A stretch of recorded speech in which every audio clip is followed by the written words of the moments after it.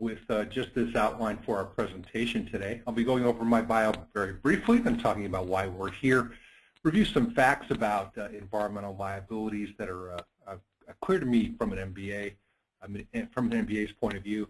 I'll be then covering some observations that I've seen over the course of my career, and in turn covering some aspects of the balance sheet and the watch list that support the numbers that are on a balance sheet. So I'll be covering that as the bulk of the presentation today, talking a little bit toward the end about deferral bias and how that does distort the environmental liabilities that I see reported over time, and especially cover some recommendations to go with that. I'll close with some recommendations about a reading list and some references for you to work with as well in your analysis and reporting of environmental liabilities. With that, thank you again for joining us, and with that, I'll get moving forward on our content here today. My background, just to give you a brief overview, I founded the Erci 20 years ago. I'm the CEO and author of a software tool called Defender, which helps companies with analyzing, reporting, displaying, and disclosing environmental liabilities.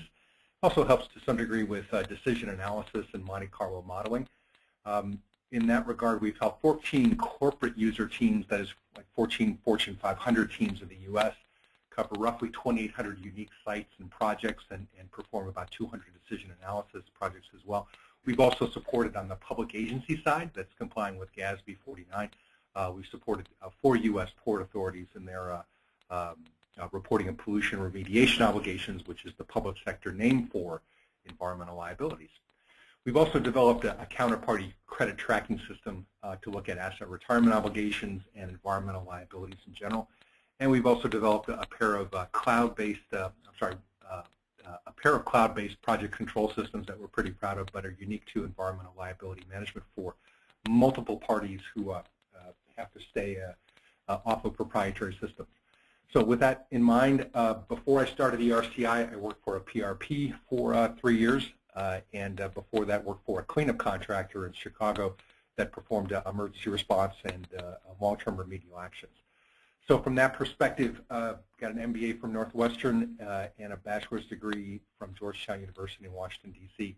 That also means, in turn, by process of elimination, I'm not an attorney, not an environmental consultant, earth scientist, chemical engineer, nor a CPA. My perspective is in more or less answering the questions that come from auditors and come from remediation program managers about how to optimize, how to improve the capital stewardship around environmental programs. So high level, why are we here today? This is a component of the presentation I try and include on a regular basis. So I just want to just keep it at a high level. We're here to really talk through items, experiences that help us all work to prevent distortions to the allocations of resources.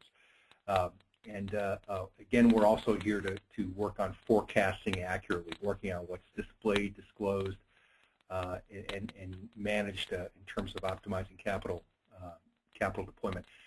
So that forecasting has to go hand in hand with thinking through how environmental liabilities are calculated, displayed, disclosed, and audited. And that in turn, that thinking is fed by the calculations and the statements as well. In turn, we are here to talk about how to operate effectively and efficiently. And that includes knowing and understanding life cycle costs, knowing what to include and exclude, but primarily include into an estimate and how to calculate that information. And in turn, how to manage similar liabilities in similar ways. And then other standard activities that go along with working in a market economy, doing more with less year over year, and finishing on time and on budget.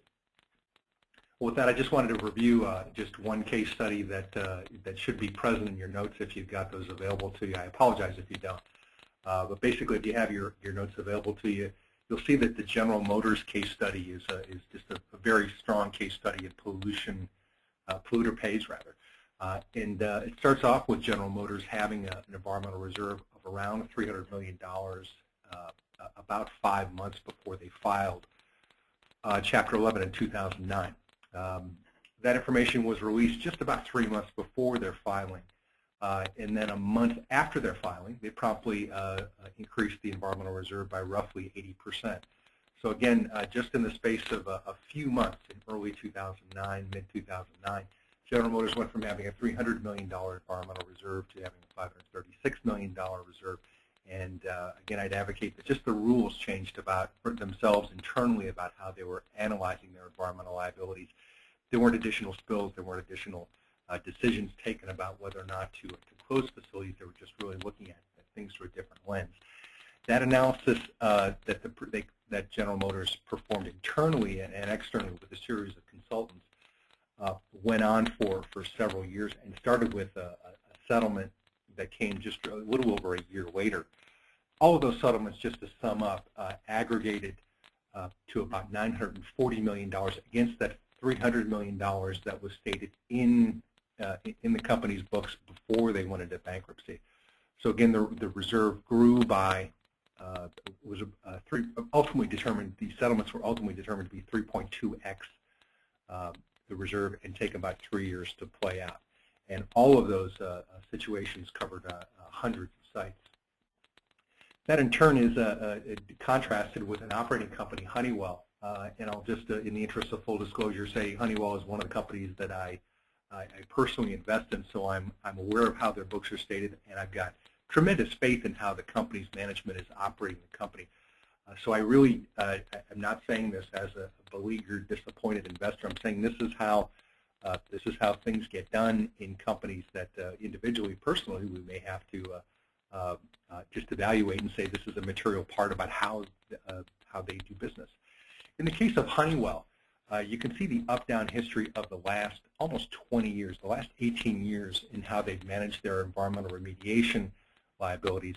It's intuitive to think about how they've managed it, but it's explicit about how they've kept their balance more or less in this range of $300 billion on the low end and approaching $1 billion on the high end. The downshifts of each of these lines here aggregates to about $3.3 billion of spending. And this is for a company that, to varying degrees, had $10 to $25 billion of revenue. So it's a quite significant number to think of $3.3 billion in this aggregate revenue stream of several $100 billion. It's a significant number. However, you can see from the ups and downs as the money was spent down toward the end of each year or throughout each year, the reserves were replenished. So it was more or less a just-in-time process where the reserves were spent down and then replenished, spent down, replenished, spent down, replenished, to different degrees and with different facts and on different sites over time.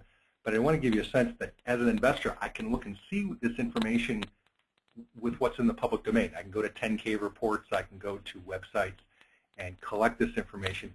It's not quickly handy. It's not something that's readily displayed just this way. But it does give you a sense that of what companies have to work with when they work with a philosophy or a management approach that's predicated on looking at FASB 5. And FASB 5 comes from 1975, but FASB 5 is a piece of GAAP that tells us to look at losses when they're probable and reasonably estimable, looking at a loss. What I'll be talking to about today is how, from a perspective of an MBA, moving from what's a loss to what's a liability and looking at fair value instead of the low end of the range, it's going to change how we're thinking about environmental liabilities like we've got displayed with Honeywell. And we're really going to be equipping management of companies like Honeywell with a different set of rules, and everyone will have to comply with them pretty soon and really start to be more proactive about recognizing environmental liabilities going forward, which then gets me into I guess the facts that I observe from my perspective, from my perch about looking at what environmental liabilities truly consist of.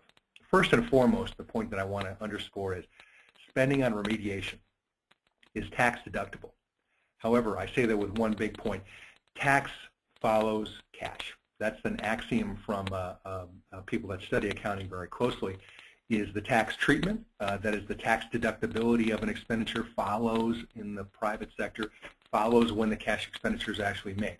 If there's any daylight between a cash expenditure and tax deductibility, watch out. About 15 to 20 years ago, a CPA firm that no longer exists now, but a CPA firm called Arthur Anderson sold and prepackaged environmental LLCs, environmental holding companies, that allowed for some of our customers, Fortune 500 companies, to consolidate their environmental liabilities, manage them more actively with their insurance companies, and in a sense invent a way to allow for the deductibility to be accelerated ahead of when the cash expenditure would actually occur. My point in bringing that up is you might get marketed, if you're managing the portfolio of a Fortune 500 company, be marketed an idea about how to move the tax deductibility around. And for that, I'd say be aware of these examples that are out there of trying to move deductibility and spending apart from one another. They usually go hand in hand. So what we're recognizing when we're putting a number on our books for environmental reserves, when we're adding and creating a reserve, we're also creating a present value tax shield, which I'll get into in a little bit, but we're not creating an instantaneous tax deduction by creating a reserve. In other words, when we add $1 million of reserve, we don't suddenly have a brand new deductible expense because we created a reserve. We're only able to deduct that expense when the money actually moves off our books and we settle an invoice for a vendor, for example. Next point that I want to underscore is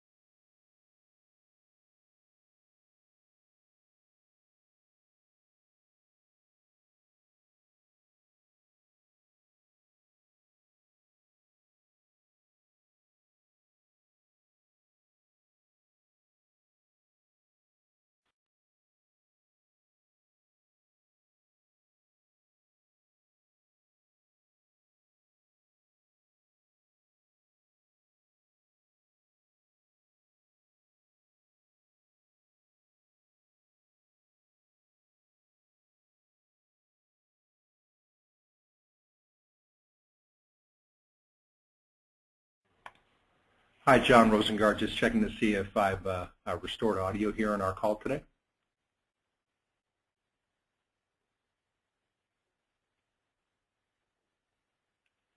Great, thanks for bearing with me. I apologize. I just want to pick up where I left off, and thank you again for bearing with me here. The next portion of this is about understanding the type of the proper type of money to work with. So just to follow through.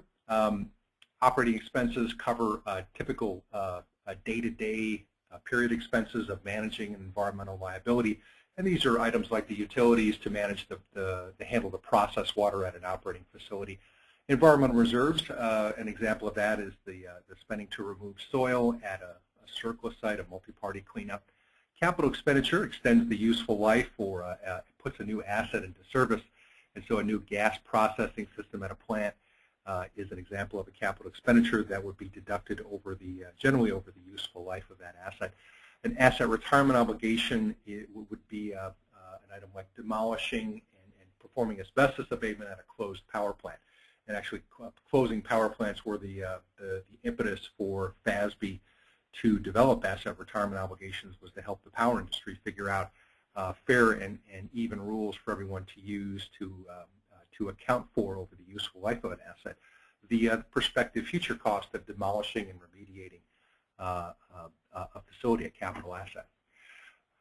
As a contrast, fines and penalties, to continue down the slide, fines and penalties are not tax deductible. So if you'd like to think of this as a tax impact, think of fines and penalties as working with 130 or 140 cent dollars in the private sector. It's a strict deduction of capital. It's the opposite of performing an IPO, if you will. It's a state, federal, governmental agency withdrawing the capital of your business and you not having any tax deductibility. It's in a sense, it's about the most expensive capital that you can be putting into managing an environmental liability. And I just say that because, in contrast, if you're performing compensatory restoration, and that's a normal course of doing work, of doing business, compensatory restoration deductible, a $10,000 or $100,000 fine and penalty that goes along with performing the compensatory restoration, not deductible.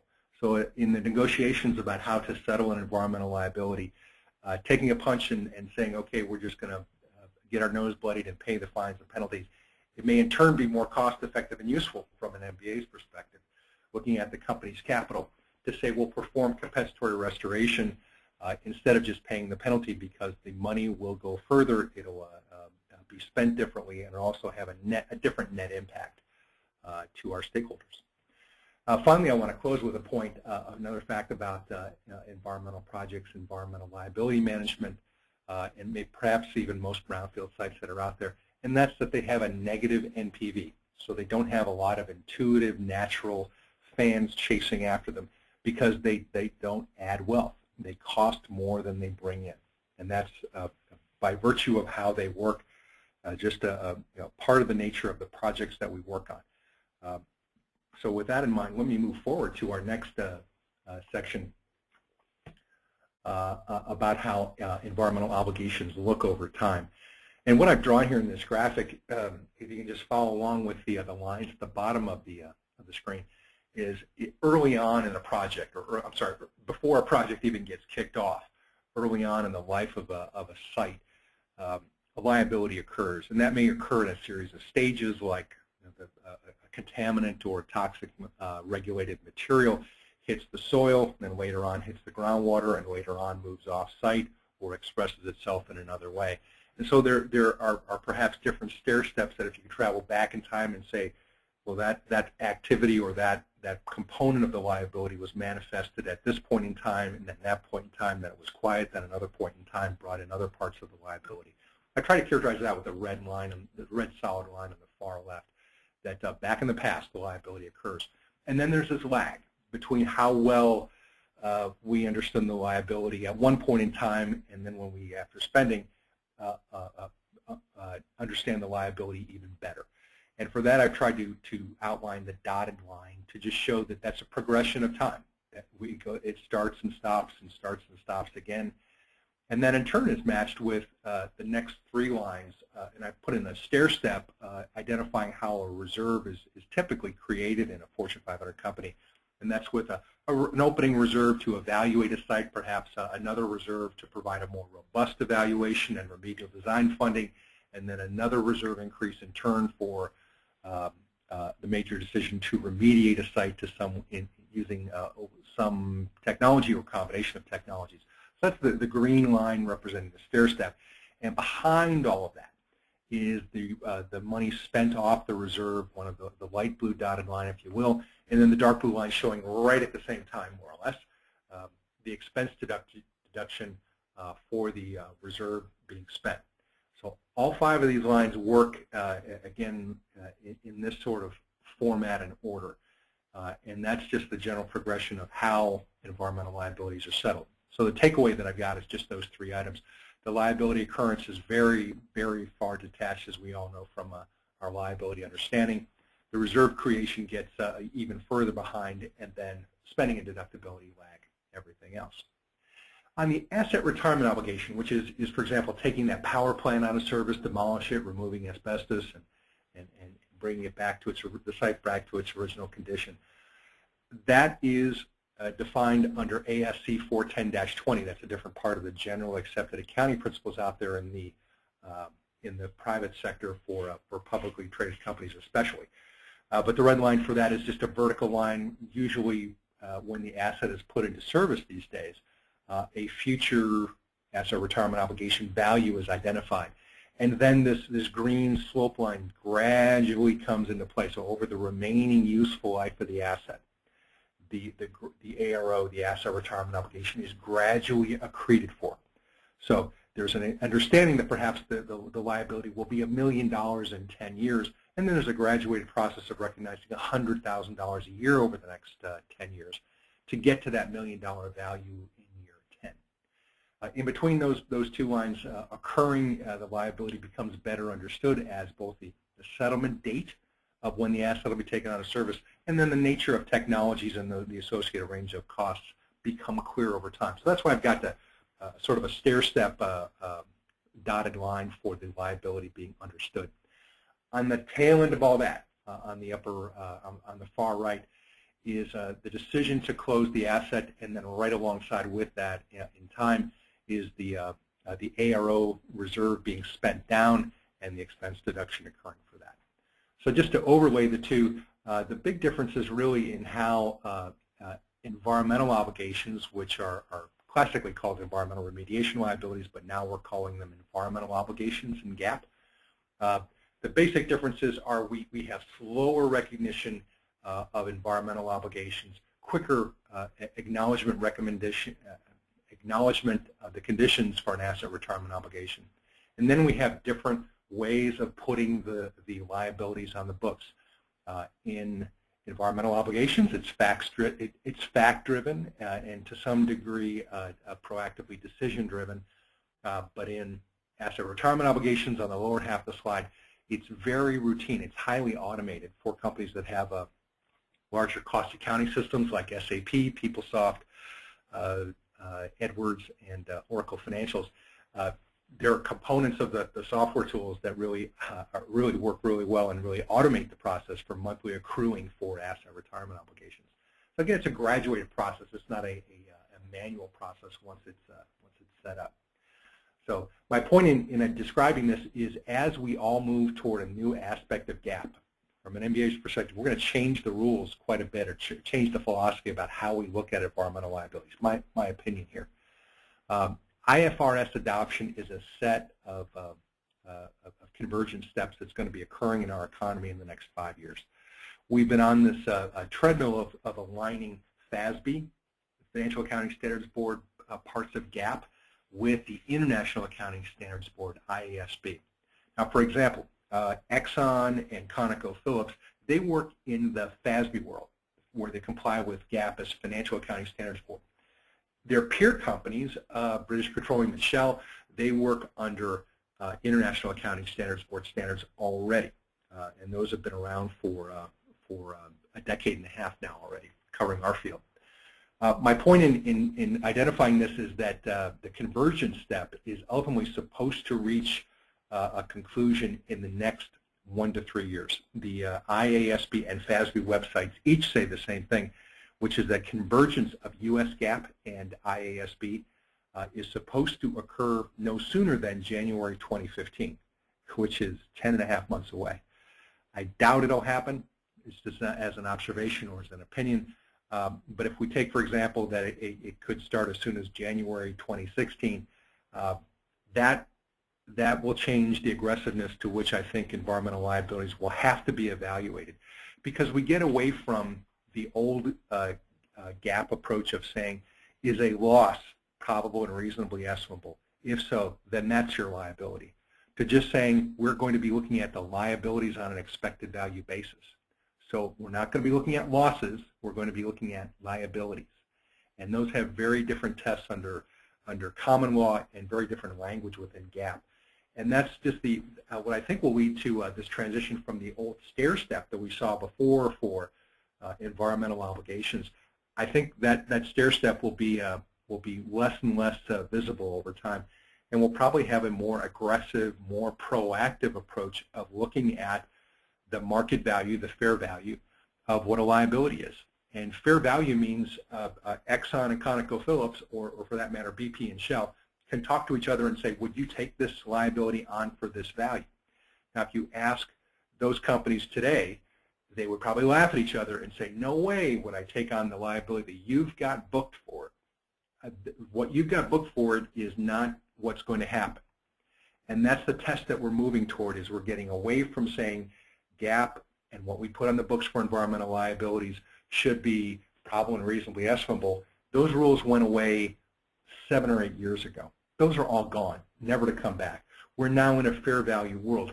IFRS will underscore and reinforce that we've detached ourselves from probable, reasonably estimable, minimum number at the low end of the range. We've already said goodbye to that part of the calculations.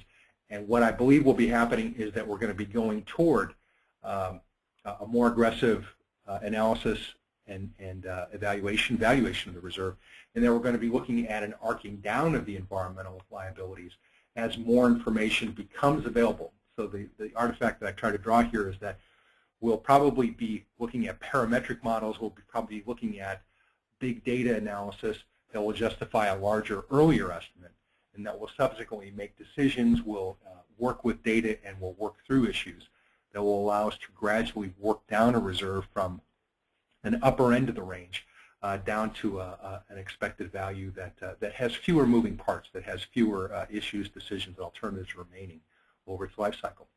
And again, I think that's what I see coming forward just in general. Every site, of course, will be a little bit different. With that, I wanted to just take a moment to double check the questions that we've got here.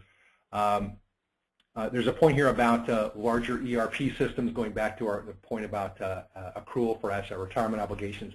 I've seen firsthand the SAP systems asset retirement obligation engine. It's based on the operations of leases. They built it off of that tool and technology, and do highly automate it for companies that want to elect to buy that aspect of how SAP works, which covers most of ERCI's clients. They've either got SAP or they've got Oracle Financials. I haven't seen Oracle Financials or J.D. Edwards systems work close up, but for SAP I've seen it work close up, and it is impressive that it takes us a couple steps forward. With that, I'm going to move forward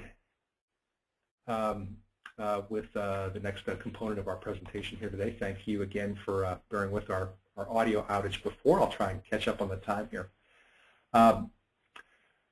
Next set of observations, again, I want to continue on my opinions about environmental liabilities, is that reserve balances do matter. Reserve balances impact the balance sheet. And I want to underscore that an understated reserve means eventually the information is going to come out anyway. So stepping back, resigning oneself to the outcome means either we're going to have eventual catch-up reserve increases, or under IFRS we'll probably have more aggressive recognition up front and be fine-tuning that information. So just to run through an example, if in the past we would have got to $1 million project being put on the books, in the past by saying, okay, let's put aside $100K for the study, let's then put another $200K for a total of $300K in for a detailed study and design. So we got a $300K reserve after the first stair step, and then we're going to put in $600K for putting in the remedy. That's another reserve increase step, and then we're going to put in another $100K on the tail end to get to the O&M phase. Those 4 incremental steps of $100K plus $200K plus $600K plus another $100K gets us to our $1 million reserve in four easy steps. But I think what we'll get to is we'll start looking at environmental liabilities and say, okay, we have a new site. This has contamination like we've seen before. Let's put in $1.1 million. Let's put in $1.2 million. Let's work through the liabilities, and as we get to remedial design, great. We chose a Rebecca risk-based corrective action instead of an aggressive source removal action. Great. The reserve goes from $1.2 million down to $1 million even. We didn't lose any counterparties. Great. We go from $1 million down to $900K. We'll have, I think, those kind of adjustments downward instead of the constant adjustment upward, the exclusive adjustments upward that we've had in the past. my point is I think that's how we're going to be moving going forward. In turn, I think that means just the next point that I've got there, that an understated reserve that currently means wary lenders and wary shareholders will go away, because they'll have more confidence that once there is a charge taken for a site, that should be more or less the end of it, excepting for some minor corrections or dramatically new findings of information. Next up point, if there's an understated reserve, there's going to be a smaller pool of aggressive acquirers of a business that has an understated or misstated reserve. In due diligence, most every buyer out there that's expecting to be around and has grown to a certain size, I'd say a certain size can be about $1 billion in revenue, there's a sophistication that's out there now that wasn't there 25 years ago about what sort of pools of unknown questions yield answers that do cost sacrifices of resources. Consequently, if a company's got a well-stated, accurate reserve, it can expect to have a larger pool of less sophisticated, environmentally sophisticated, environmental project management-driven acquirers. That in turn should affect the value if it is looking at selling off all or part of its business, allow for a larger, more competitive pool of acquirers. By having an understated reserve, it is placing a premium on the knowledge that an acquirer is going to have, and that in turn means that fewer companies, particularly foreign buyers, will be able to come in and work with collateral that doesn't have that isn't perfectly clean. So, successful projects can fail is another experience point that I've got to share with you about environmental liabilities. And that's where the finish line moves beneath the feet of a project team, where cleanup goals, for example, change from being understood as one cleanup level being understood as clean, and then 5 years later, that cleanup level is no longer as good as it used to be. Why do those levels change? Basically, I see three things working alongside. One is analytical technologies and analytical methods improving over time. Certainly, the quantity of and selection of analytes as well has evolved along with the collection and interpretation of the data using databases. That's also improved, and that goes along with the toxicological research about what level of material, what cleanup goals are appropriate. In turn, I also see that that laws and regulations also change.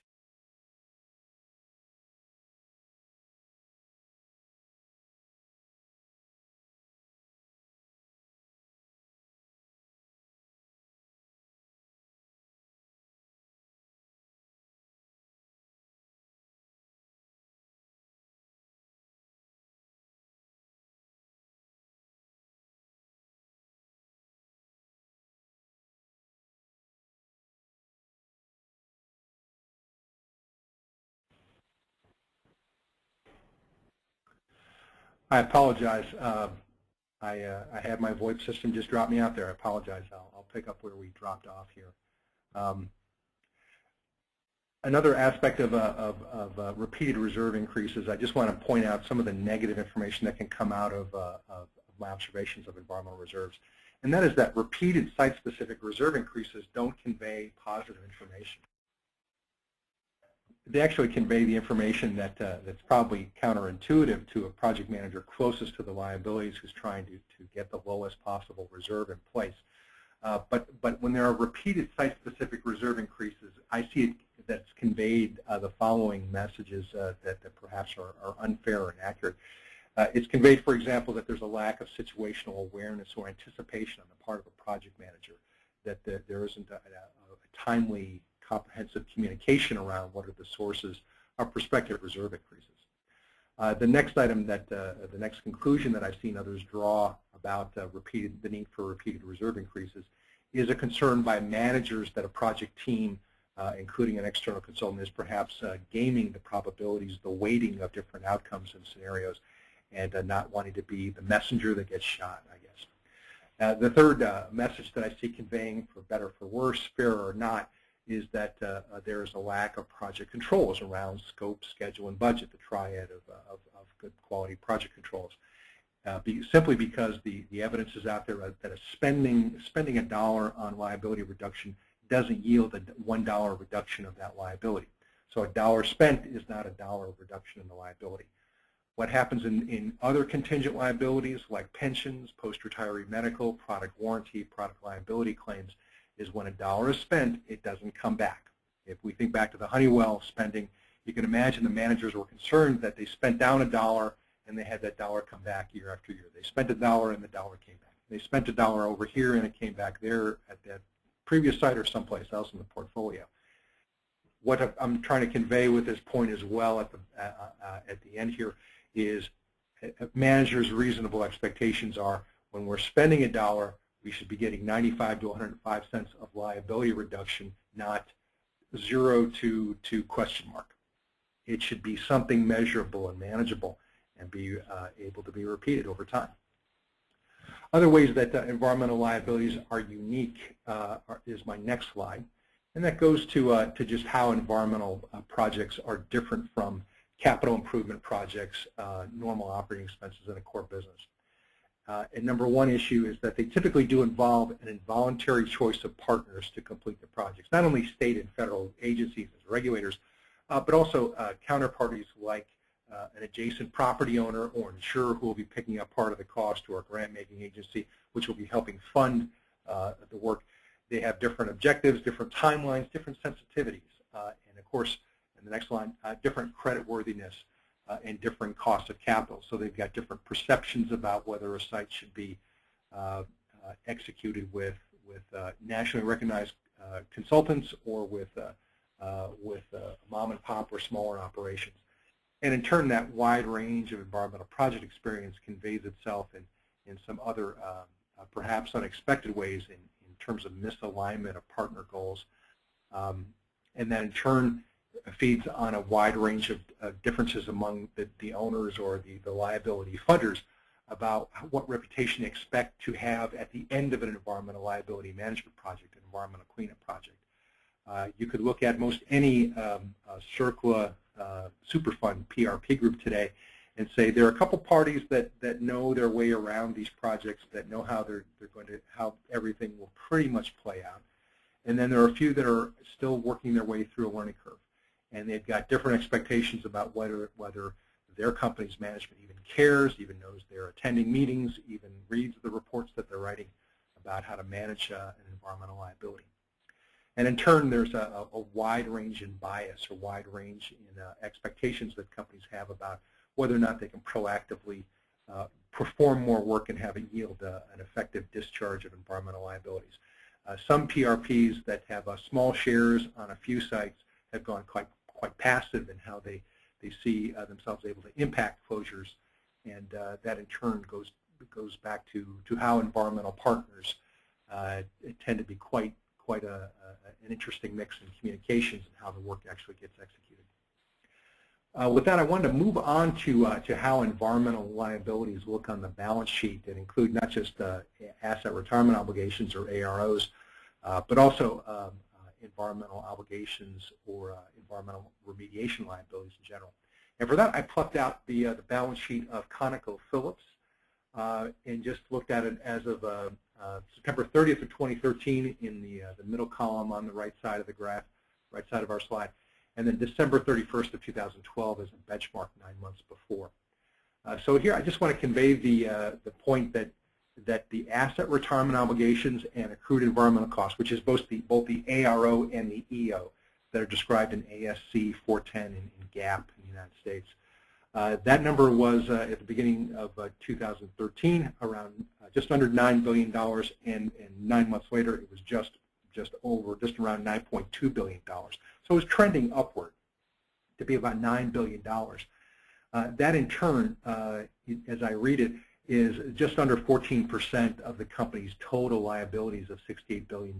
In other words, at September 30th of last year, ConocoPhillips had about $9.2 billion of AROs and environmental obligations out of a $68 billion liability pool, and again about 14%, meaning that the total liabilities were going down in that 9-month period, total liabilities dropping down slightly, but AROs still going up. And I see that as a common theme, that the company may be trying to shrink its liability base down and may be having great success in paying down debt, may have great success in running its business more efficiently, but still AROs are a lagging indicator of its business, and environmental obligations, as they're discovered, don't always work themselves out as a business is trying to shrink the rest of its liability base.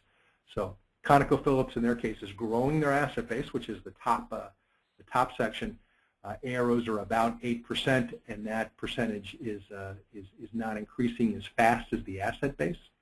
But the percentage of liabilities that are AROs and environmental obligations, that portion, that 14%, is increasing.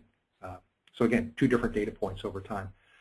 Going down to the bottom of the presentation slide, I just want to go two rows rather below asset retirement obligations and accrued environmental costs, and note that the deferred income tax line is where the company would identify any associated value for adding on an asset retirement obligation or an environmental obligation on its books. So again, it's not an after-tax basis to just drop $1 million reserve onto a company's books and say that's it. That $1 million reserve increase is also going to have a present value tax shield. So it's going to have a future tax deductibility. Therefore, to convert that hypothetical $1 million reserve increase from a pre-tax basis to an after-tax basis, it's typically necessary. Each company can be different, but in terms of the 80-20 rule, in most circumstances, a company will, at the same time that they add $1 million environmental reserve, will also add a $350K asset, deferred tax asset, to show the value of that deductibility of that future expense. So the net impact way down at the bottom to total equity, that is the total wealth of the company, means that when you add $1 million environmental reserve, the impact to your total equity of your shareholder equity in your business, it increases it changes by the net. So it's reduced by $650K, not by the full $1 million reserve increase. So again, adding $1 million environmental reserve doesn't automatically translate to $1 million reduction in the value of the whole enterprise. In other words, the total equity line near the bottom of this slide. It actually means that there is a net effect, and that's in the case of a publicly traded company like ConocoPhillips, is $650K, not the full $1 million. With that, I just want to give you a sense of just how large these numbers are in the peer companies to ConocoPhillips. And for that, I pulled out the publicly available data for Exxon, Chevron, Shell, and BP. And again, the two companies on the left side, Exxon and Chevron, are working under U.S. GAAP. The two companies on the right side are complying with IFRS. But they're basically similar in scale. They've got more than $200 billion in assets and are looking at a legacy environmental set of compliance issues globally, but also heavily weighted toward the United States. So in the bottom, near the $0 to $4 billion range at the very bottom, you can see each company's environmental obligations or environmental remediation liabilities, which will include their Superfund sites as well as closure on actively owned and operated facilities. And then the blue line going off from the lower left and the upper right in each of these four cases is their asset retirement obligation number, which is just, you can see in each of these cases, is going up very quickly. In this particular industry, that goes hand in hand with the asset base and the capital expenditures for each of these companies, also zooming over the time span that I'm showing here over the last 8 years. And that's just goes hand in hand. All four of these companies dramatically increased their spending on capital expenditures, and that in turn meant that the asset retirement obligations grew in concert while they were in turn trying to work down the environmental obligations. This is normal. This is something that we're normally going to see going forward in most companies, is we're going to see the asset retirement obligations take off, and we're going to see the legacy environmental obligations related to divested, closed, formally utilized disposal sites like environmental obligations are. We're going to see those sort of stay flat, like Honeywell was able to keep them flat. But we're going to see asset retirement obligations in most every industry continue to grow and increase over time. With that, I want to say one of the tools for looking at how to display this information over time goes to doing fair value measurement accurately. And for that, I want to show you what a watch list looks like. This is a concept that's described in ASC 410-30, which covers environmental obligations, section 50-9. And this involves some thinking in another part of U.S. GAAP called ASC 820, which means that you're looking at liabilities through the lens of your peer competitors. not through your own lens of what's probable and reasonably estimable. Again, that world went away when fair value measurement hit the books literally in September of 2006. So for almost 8 years, fair value measurement's been the rule of thumb in general accepted accounting principles, and that in turn means that we're meant to look at this liability as though we're looking at it as an acquirer of transferring the liability onto our books or onto another company's books at a market-related price, not at a probable and reasonably estimable low end of the range cutoff basis.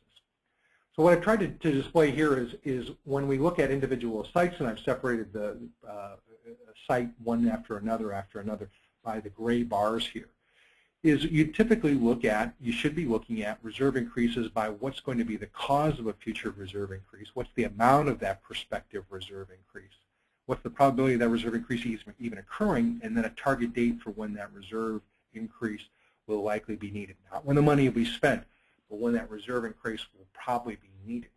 And what I folded in here is not just the classic, we got a change order for excavation, that first row there. It's going to be a 100K change order. There's a 99% chance we'll have to pay that bill. That's the low-hanging fruit of, if you will, of running off with a watch list of identifying future prospective reserve increases that formerly were perhaps part of contingency. We're really looking at taking the next couple steps forward and saying, remedy failure, what if this technology does not work, and what if our counterparties don't pay their share? Those are the items we also need to be including and thinking through with our looking at as prospective reserve increases, because they are likely a significant contributor to why our reserves might be understated. And again, we're trying to head off misallocations of capital, right? So one of the things we've got to look at is whether we're conveying accurately to management with our reserves and with our watch list what is going to be happening as money is spent off, what will still be remaining, what are still the rocks that are going to be exposed if the water goes down. So I wanted to just convey that this is what a good watch list, in my experience, looks like, is that it incorporates the 3 big things that are out there.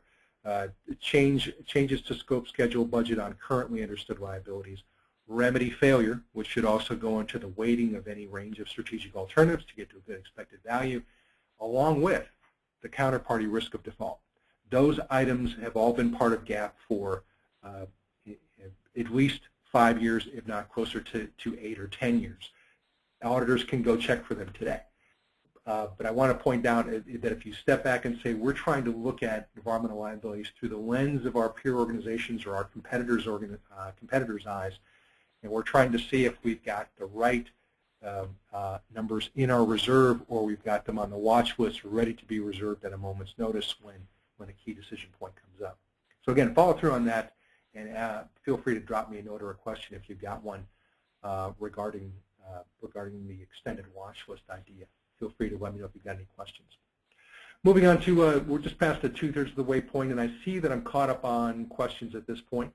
So again, if you've got a question, feel free to drop me a point in the chat section, the chat feature or the question feature.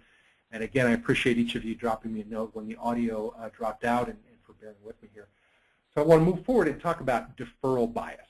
And deferral bias is one of those aspects of how we, one of the blinders that we might have about how projects are supposed to work.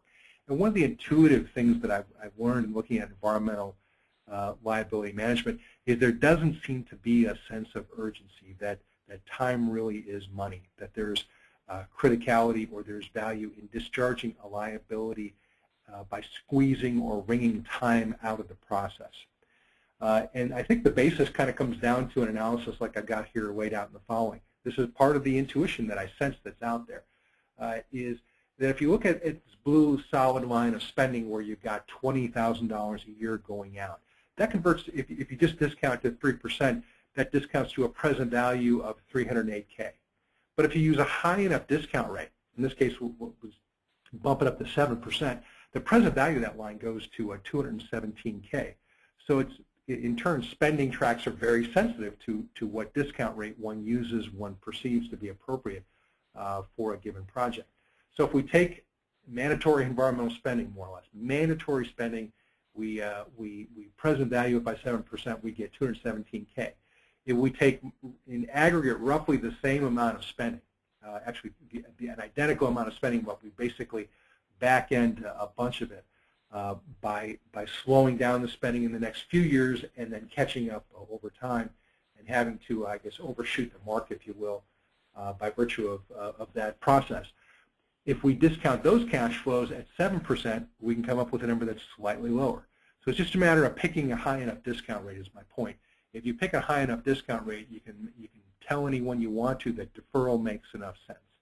And I've seen in my personal experience 10%, 15% discount rates applied to mandatory CERCLA cleanups with the argument that the company favors, and this is a postulation put forward by or tautology put forward by the project team, that the company would really like to benefit from the time value of money. The company would like to see this work slowed down. The company would like to see this environmental project take as long as it needs to, as long as humanly possible. With that, I just want to move forward to what that looks like in terms of the assumptions. And that's that costs are going to increase with a consumer price index, that plumes are going to be basically stable, that there's not going to be any new contribution to those plumes and how they move, and that deferral really does pay off. That's the conclusion that I've seen in the past. My perspective on this is that plumes really never do stay still. They expand, they dilute, they transform chemically. Also, the counterparty risk of non-performance or default increases and actually accelerates over time. It aggregates to more significant losses over time. Also, cleanup levels laws themselves and the technologies that are used to track the contaminant concentrations, those become more stringent over time. In other words, the plume is better understood, and it's better understood in more aspects, and with fate and transport analysis understood to be how it will be in the future as well. So in turn, my analysis about why that is the case goes back to a couple of key points.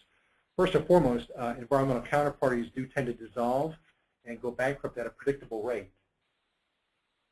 And that's in our analysis, and that's part of our presentation coming up in about an hour on environmental counterparty risk for AROs, coming up in 37 minutes. That next webinar will go into how I got to that 8.4% a year calculation. So that in turn means that costs get stranded, and there are orphan shares remaining for deep pocket PRPs. And the short point is that PRPs pay a premium for surviving. For the privilege of survival, they actually get to pay a premium on their environmental projects.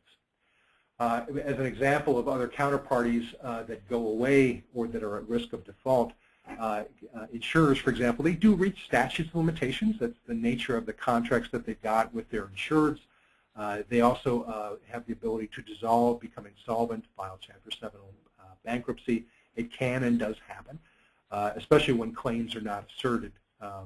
They've got every right to dissolve their business. But also they get, in effect, if you will, they get a discount for exiting the stage quickly. So there's an incentive in place to say, well, we have many insureds for this type of insurance policy. We don't have any claims. Therefore, we've got a statute of limitations in each of the policies. Let's presume that there won't be any more claims coming in, and let's call it a day and unwind this business. That's something that any business out there can do. Insurers are just one type of counterparties that are able to do that. Another aspect that I see in play is that U.S. EPA has a program out there to review and tighten cleanup levels.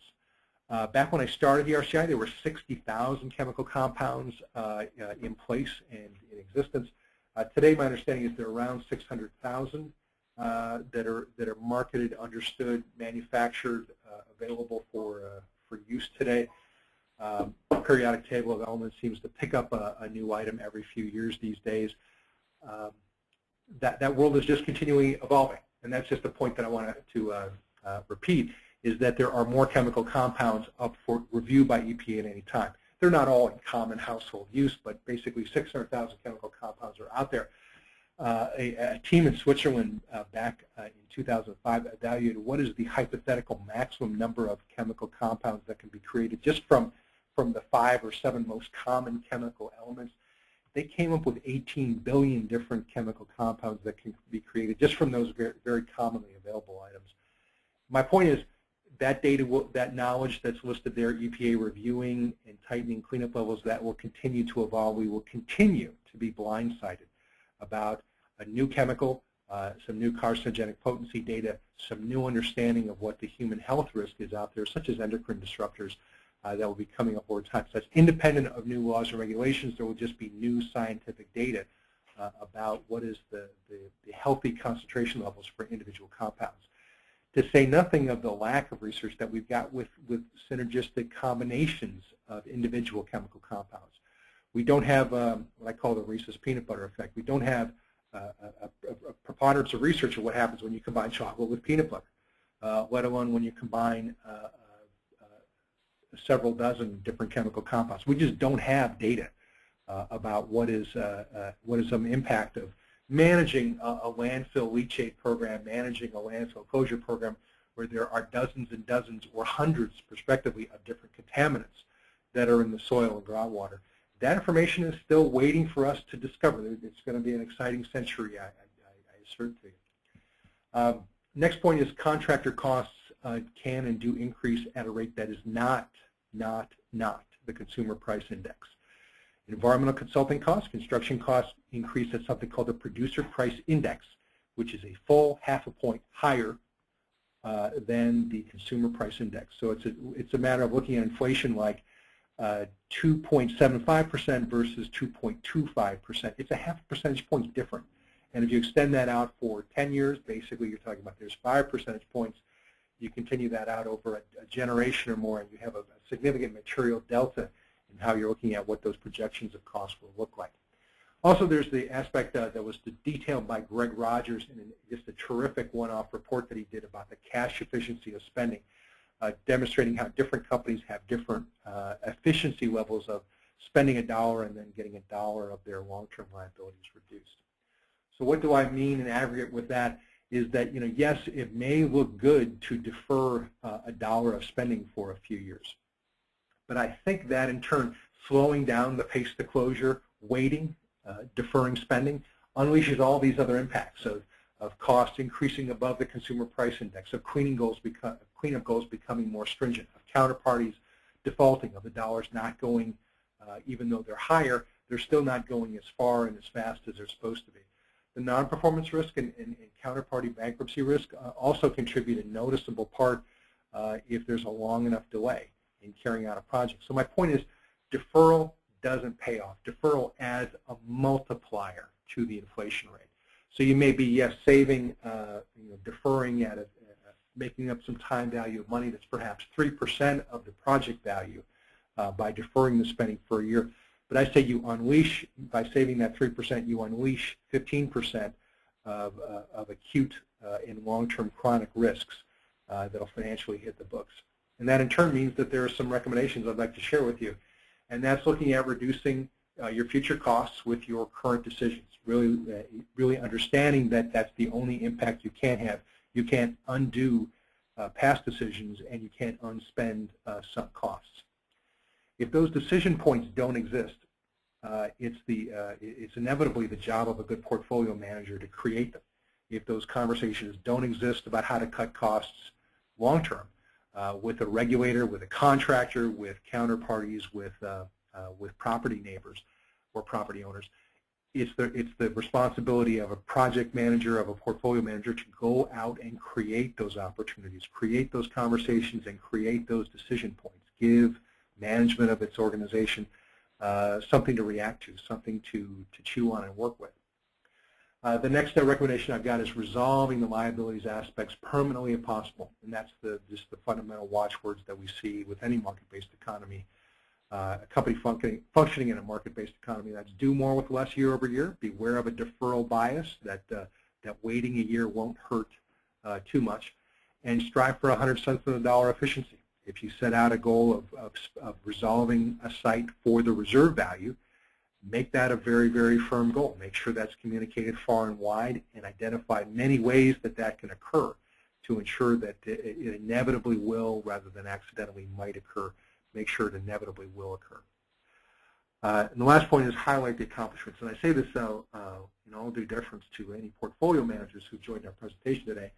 And that's to look at what value that spending on a remedial project adds over the long term. What is the good that comes out of it? What's the silver lining on that cloud? First of all, generating a reliable lifecycle forecast for mergers, divestitures, acquisitions, and for disclosure. That's the best use of the information that we all work with. It's figuring out what belongs on the balance sheet and how we're going to discharge it for 100 cents on the dollar.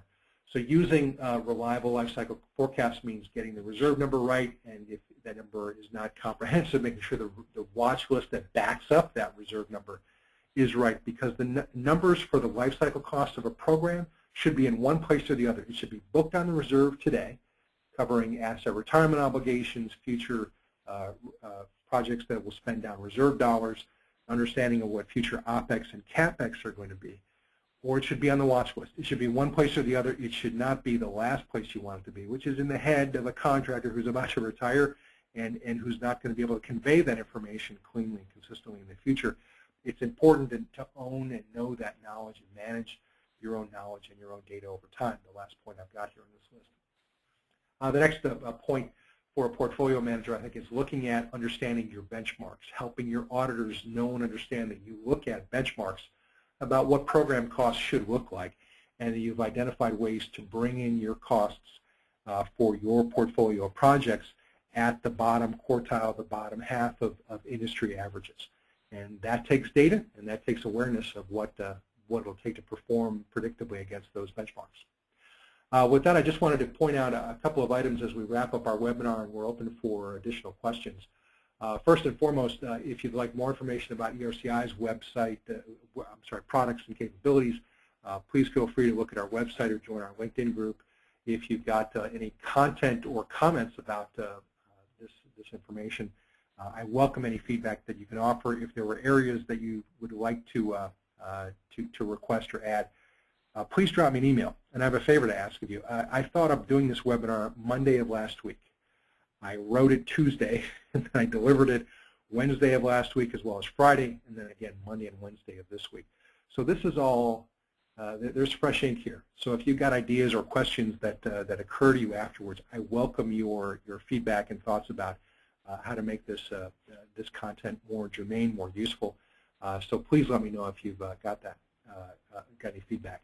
I've been recording this presentation, so if you'd like to get a link to this content with all its glory, all the dropouts, all the me rejoining the call, it's all recorded. So if you'd like to again have a copy of the link to listen to the audio and visual repeat of this presentation, please drop me a note, and if I re-deliver this, I will also keep that higher quality version handy as well. Next, if you'd like a copy of an attendance certificate for continuing professional or legal education, please drop me a note. If you'd like an additional PDF or the original PowerPoint, I'd be happy to share the original PowerPoint. Just please ask. I sent everyone a copy of the PDF. It should be in your mailbox. If it's not for some reason in your mailbox, there are spam filters out there. God knows I've mailed enough invites out to trigger some spam filters out there in the world. But if you haven't received a copy, please drop me an email so I can respond to that email and get you a copy of that PDF.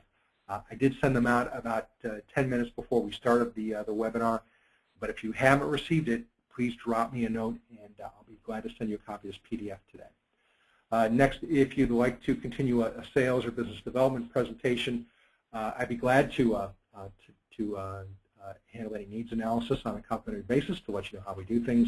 If you also need links to the accounting citations I've been talking through, ASC 410, GASB 49, GASB 18, IAS 37, please just drop me a note. I'll be glad to send you links to that authoritative literature on those public domain websites. Those are hosted by the copyright holders, but they're all free. There's no cost to be able to look at those aspects of general accepted accounting principles. There are additional webinars coming up as listed. I'll be starting in about 25 minutes, one on counterparty risk for asset retirement obligations, and then about 2 hours from now I'll be starting one on the auditor's tough questions on environmental liabilities. Those are also available in PDF today. And then later on this month, I'll be conducting and repeating several others that I've given in the past, and that's on decision analysis, gap for environmental liabilities, and then counterparty risk in general for environmental liabilities. With that, I'm going to go back to our question queue and see if we can clear any other questions up. I've mentioned the point about receiving the presentations by email. Next, the question is, can I talk a little bit more about the watch list versus a reserve, the rationale for adding a watch list obligation to the reserve? Well, to go back to the slide of the watch list, the idea here is that this is additive to any values that are in the reserve already. So a watch list is a tool that was conceptualized, I understand, by Price Waterhouse about 15 years ago as a way of identifying to management numbers that weren't on the reserve yet today, but were just close enough to that 50% probable and reasonably estimable threshold, just about to cross that threshold to where it would become reasonably estimable in the very near future. So this is meant to be that not quite there yet, not quite all the facts are in, it's not quite a fixed number, there's still maybe too much subjective judgment left in what that reserve value increase should be. And that's the watch list. That's that parking place for the nightmares, for the scenarios going badly, for the remedies failing, counterparties going bankrupt, and so on. It's that parking lot if the numbers aren't fully weighted into the scenarios. Now I'll step back for a second and say, if you look at GAAP, it says a couple of things. One, you should be weighting that information into your scenarios already. And for two, if you've got some predictable routine parametric cost, that should be your basis anyway that should factor in things like remedy failure and counterparty risk and the escalation of ordinary project execution. In other words, you shouldn't have a random contingency that takes care of unknown, unknowable events. You should have a contingency that's based on experience, and then in turn that experience about what the contingency should be for each project should absorb the watch list of each individual site. I say, okay, that's easy to say that it should all be rolled up into a project contingency, weighted out, and all be well understood. But environmental liabilities are not as predictable, and there are not strong actuarial disciplines and data like there are for pensions. Environmental liabilities need a unique one-off solution that captures some unique data that may not fall into an orderly pattern of an industry-wide set of benchmarks. So internal watch list is meant to be that communication device between a remediation portfolio manager and the client, the internal manager who's saying, so what do I reserve and why do I reserve this number today and not the whole thing and not zero? How did I reach this dividing line between what belongs in the reserve and what doesn't? If you step back and say everything that we know needs to be either in the reserve or in the watch list, then you come up very quickly with a very robust watch list and say, okay, we're Dow. We're going to be selling this business off to DuPont. What would they look at and what would they expect as a premium in an orderly marketplace?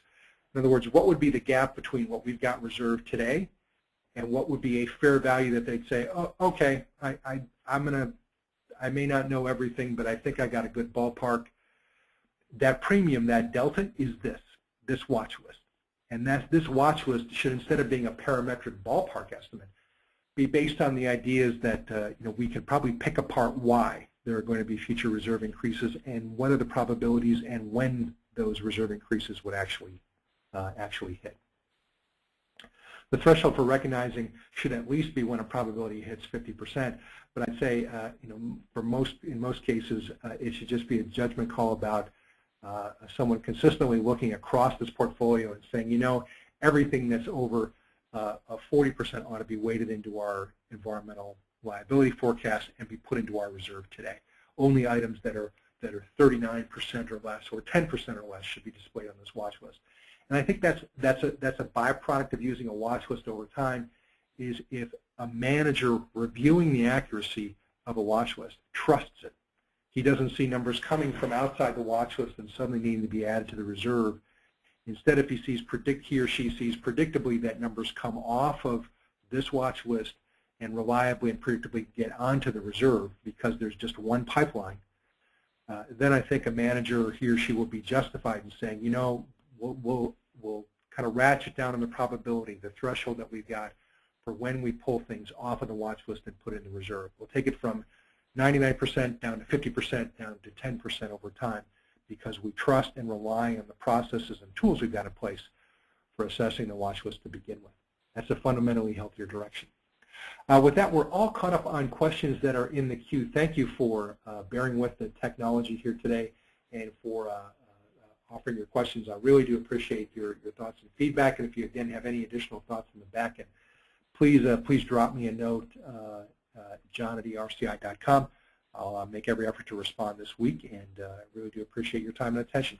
With that, I'm going to keep the line open for another 4 minutes or so, and we'll be standing by for any additional questions that come in via the chat function or the question function. But in the meantime, thanks for joining our latest presentation. If you'd like invites to our future ERCI webinar, please drop me an email right away so I can make sure you get an invite to the webinars that start in about 20 minutes on counterparty analysis of asset retirement obligations, and then about an hour to 2 hours from now that are starting for tough questions that an auditor can ask about environmental liabilities. Thank you for joining our webinar at the ERCI. We look forward to welcoming you again to another one soon. Take care in the meantime. Bye for now.